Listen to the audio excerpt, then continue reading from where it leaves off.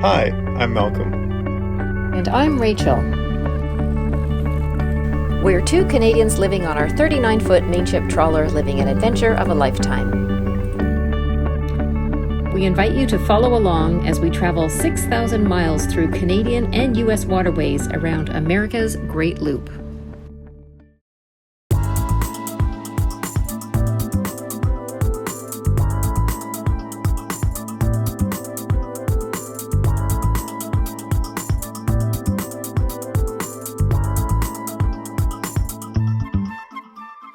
Good morning. Good morning. We're just getting ready to go. We've got everything ready on the boat. We're just going for a little walk so we can stretch our legs before we sit in the boat for 4 or 5 hours. It's a beautiful day. It's quite cool. I have my puffy coat on. I probably don't need to, but I'm warm, so that's good. The sun is out and it should warm us up soon. Yeah, it's a beautiful day again. Yeah. A little chilly. A little chilly, but the sun is nice. It's gorgeous. And the rest of the week, getting warmer. So it'll be nice. Hope you're having a great day. There's some really cool plants here. I really like seeing all the different types of palms and things that we can't grow up in Canada. Very tropical.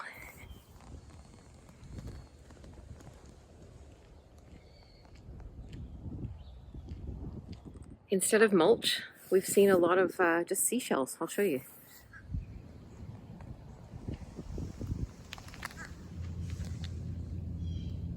So we're just preparing to start the boat, and Malcolm's just setting up the upper helm here. It's just over 32 nautical miles, and it'll take us about 5.5 hours. So I'm going to go down and prepare to untie the lines. Got to get our headsets first, though, so we can talk to each other. Just unplug the electricity, and Malcolm is now starting the engine.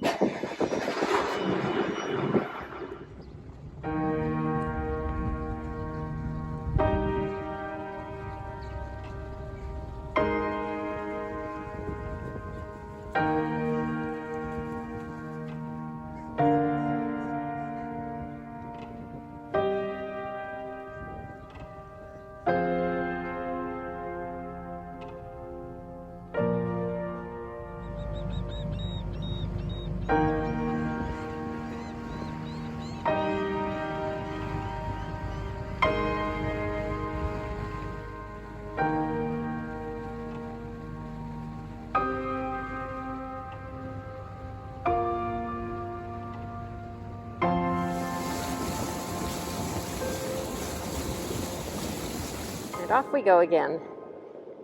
We just came out of the channel from the marina, and behind you can see like a mooring field for the Gulfport marina, and then beyond that, so you can sort of see some buildings over there in the distance.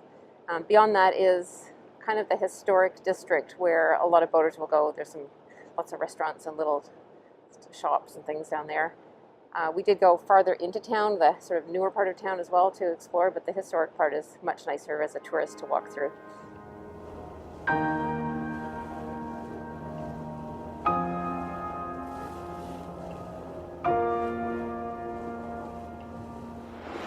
Our trip today is just over 32 nautical miles and should take us about 4.5 hours. We're not exactly sure how many low wake zones there are, so that may slow us down a little bit, but let's say under 5 hours. We'll see.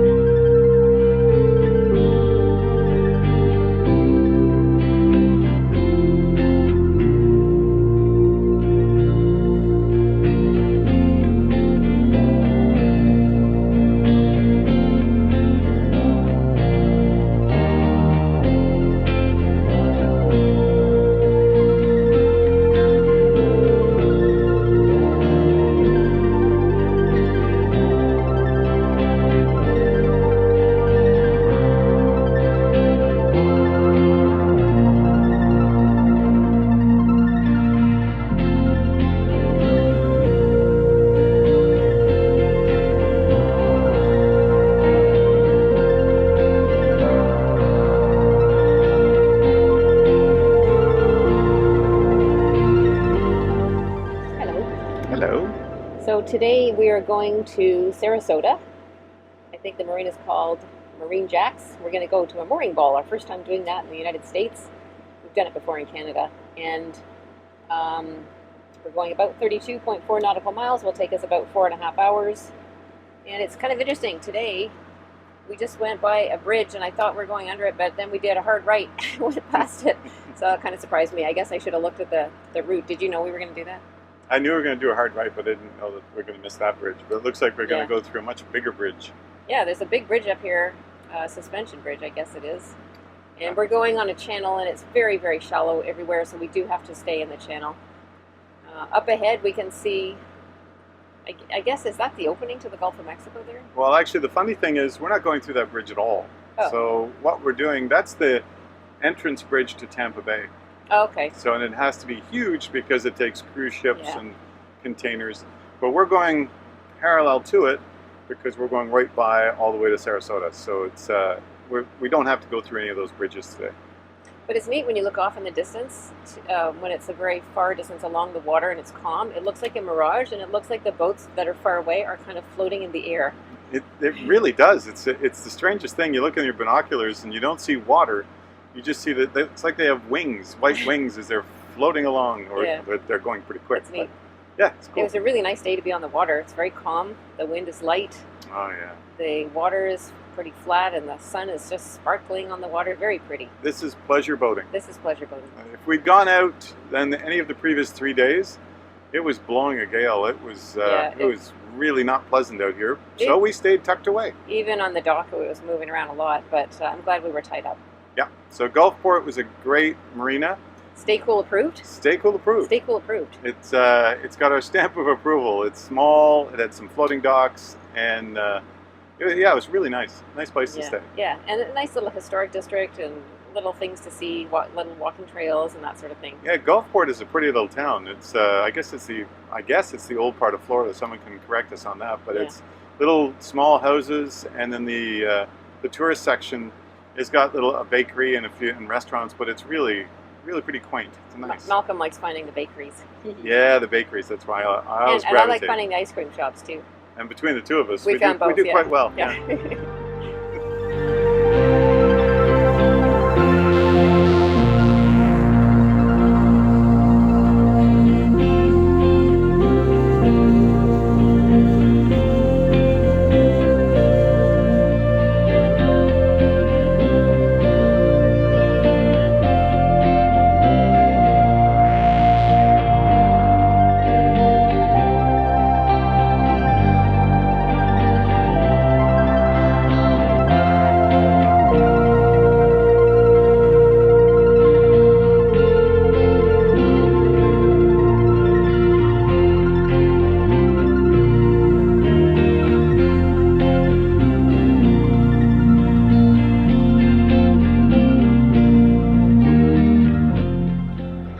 Tampa Bay now, and there's a lot of boat traffic. There's waves, a lot of waves and wake from boats, so we're moving around quite a bit, but there's actually not a lot of waves from the wind.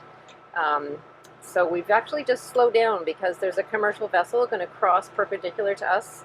We're going to allow him to go ahead, and he'll probably have some pretty big waves behind as well, so we want to just hold back, let him get through, let the water settle a bit, and then keep moving. So Malcolm's just reduced our speed, and we're just waiting for a few minutes while this commercial vessel goes by.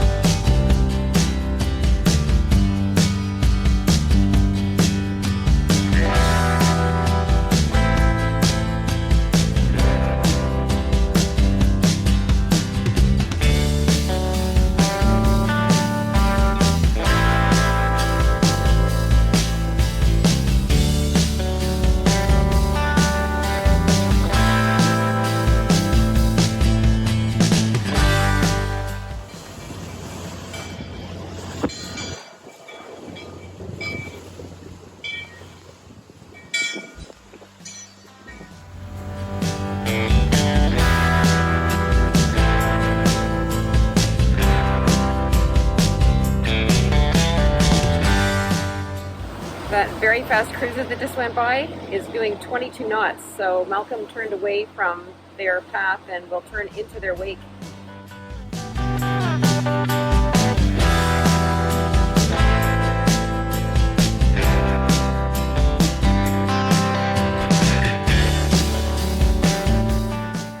We just crossed over Tampa Bay. That's a really big bay.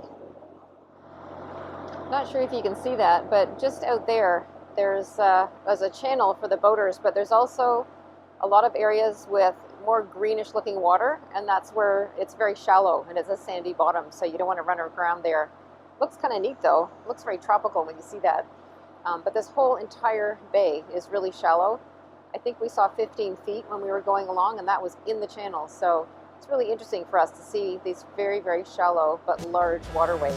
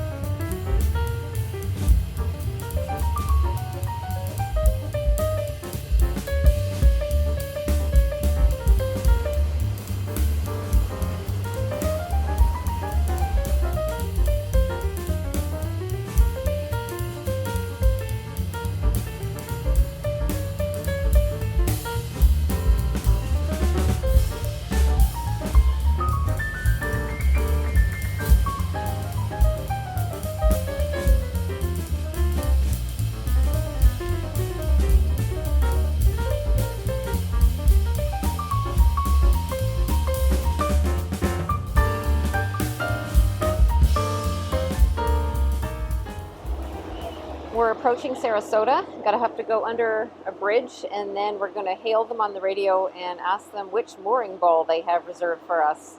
We have a map of the mooring field, and so hopefully we can find the number that they assigned to us. And then we have the task of reaching down and pulling up the rope that attaches to the mooring ball. And we've done this before in Canada. I'm not exactly sure how it will work here, but I know we'll fasten 2 of our ropes onto their mooring ball rope. So hopefully we can reach it okay from the bow of our boat.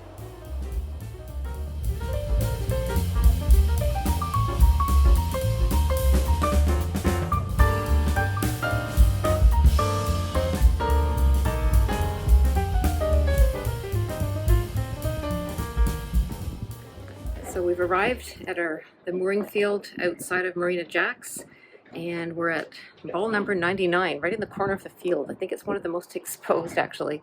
Anyway, good thing we're only here for one night. We're gonna launch the dinghy soon and go and explore a little bit of Sarasota, and I'll just show you that mooring ball. It's certainly full of crustaceans, so good thing that I was wearing gloves when I pulled it up.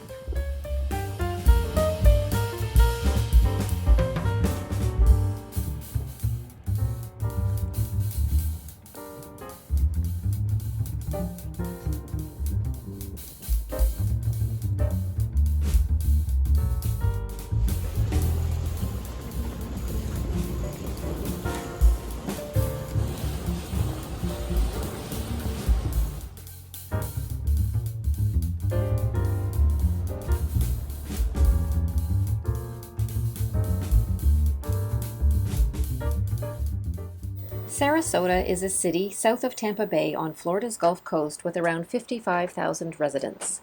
It was once the winter home of the Ringling Brothers Circus, and today hosts a number of cultural institutes, notably the Ringling Museum of Art, which showcases old masters and modern art. It's also the gateway to miles of beaches with fine sand and shallow waters. The downtown area, accessible by foot from the marina, is tourist-friendly with lots of shops and restaurants along the main streets.